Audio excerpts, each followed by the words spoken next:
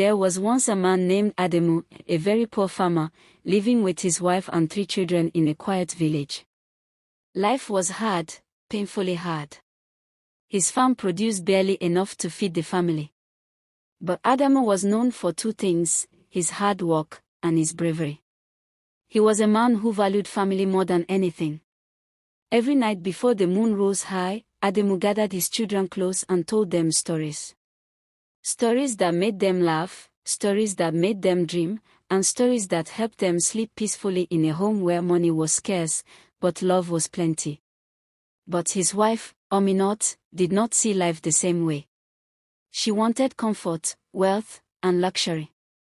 She wished she had married into a rich home, and not into the life of a poor farmer who struggled to provide even the smallest things a husband should.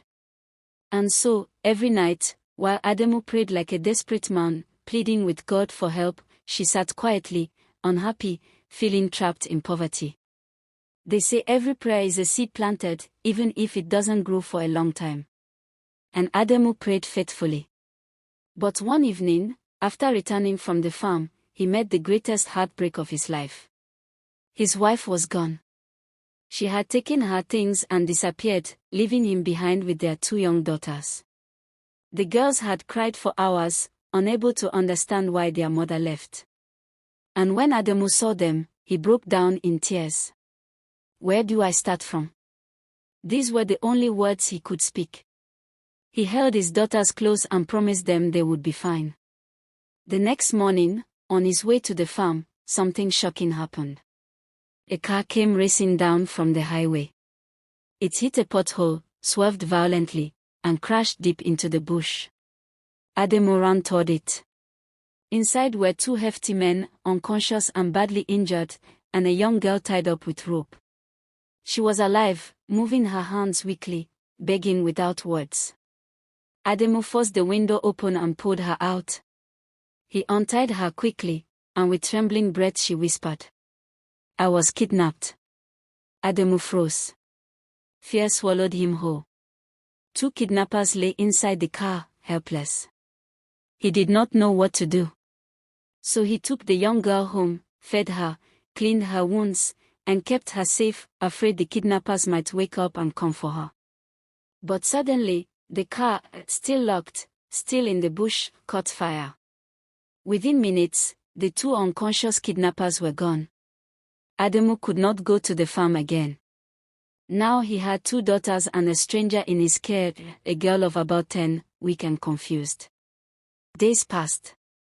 She slowly regained her strength, but she could not remember where she came from, or the names of her parents. Adamu felt lost. How would he reunite her with her family?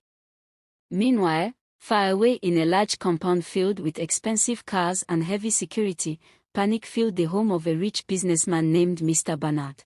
The police had been called over and over again. His wife cried endlessly, surrounded by well-wishers trying to console her. The compound was crowded, pastors, deacons, church members, community elders, all gathered to help. Mr. Bernard, almost breaking, picked up his land phone and called the commissioner of police. "I will announce on the radio," he said. "Anyone who finds my daughter will receive 10 million naira. When he shared the announcement with the crowd, the compound erupted in shock. 10 million naira, just to bring his daughter home. Back in Adamu's compound, at exactly 7 p.m., the girl had just finished eating with Adamu's daughters when he picked up his old tattered radio to listen to the evening news. Suddenly, he heard it. The story of the missing girl. His heart stopped. Fear struck him. What will become of me, he thought, if they discover that a poor farmer has been keeping the daughter of a wealthy businessman? He gently asked the girl to share what she remembered. She smiled softly. "My father is a generous man," she said. "He knows I was kidnapped at gunpoint on my way home from school. You have nothing to worry about." Comforted by her words, she stepped outside to play under the mango tree with Adamu's daughters. But Adamu could not sleep that night. He rode and rode, worrying. 2 children who barely knew him. A wife who abandoned them. A kidnapped girl in his home. And no answers at all. Before sunrise, he made a decision.